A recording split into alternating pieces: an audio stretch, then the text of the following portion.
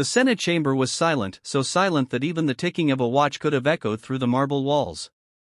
Every camera in the room was pointed at two men who couldn't have been more different in style, yet equally powerful in presence: Senator John Kennedy of Louisiana and Supreme Court Justice Clarence Thomas.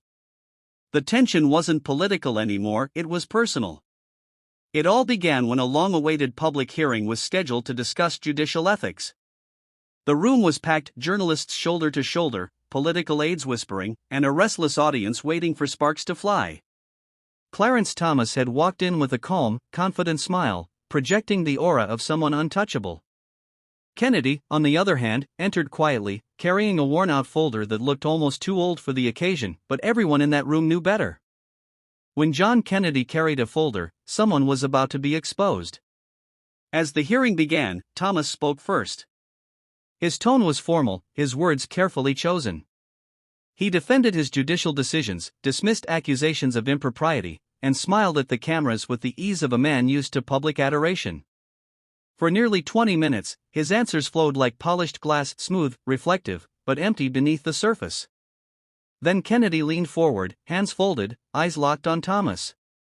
"Justice Thomas," he said in his soft Louisiana drawl, "I'm a simple man, sir. I read the Constitution in plain English. So, help me understand how a man who's supposed to interpret the law has managed to interpret ethics as an optional clause." A gasp rolled through the crowd. Thomas's smile faded for the first time. "Senator," he began, "I believe my record speaks for itself." Kennedy cut him off gently but firmly. "Oh, it sure does, Justice. It speaks louder than a brass band at Mardi Gras. The problem is, what it's saying doesn't sound like justice to the American people. It sounds like privilege. It sounds like arrogance." The words hung in the air like thunder before a storm. The room came alive, cameras flashing, murmurs spreading. Kennedy wasn't raising his voice, he didn't have to.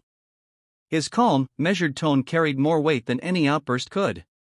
"You've been entrusted," he continued, "with interpreting the highest law of this land. Yet here we are, talking about gifts from billionaires, private jets, luxury trips. Tell me, sir, when did the robe of justice become a ticket to luxury?" Thomas shifted in his seat, his usual composure cracking. He tried to respond, but Kennedy wasn't finished. "You see, Justice Thomas," he said, leaning back slightly, "I grew up knowing what it means to work hard. Folks in Louisiana, they don't have yachts or private islands.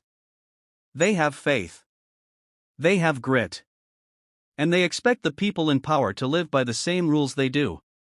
The audience, silent moments ago, began to stir, applause building like a wave.